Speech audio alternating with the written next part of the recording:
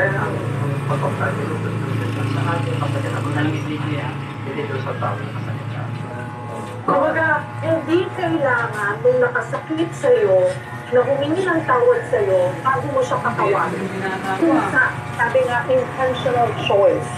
Sabi ni, ayan, ni... Kasi kung hintayin mo pa siyang magbigay tawad, baka mamatay ka na, mamatay ka, hindi pa rin bigay ng tawad sa'yo. Mamuhay ka, hindi mo na na-enjoy yung buhay mo. Di ba ang kasabihan nga? Oo nga. Pag tayo hindi nagpatawa at nakikita tayo ng galit, para tayo umiinom ng makamandang na laso.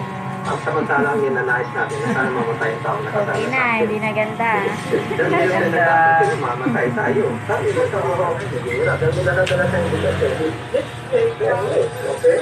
So kaya kung magpatawag tayo, para makamutulong tayo, enjoy natin yung blessing na dadarating sa kapatid ng lahat.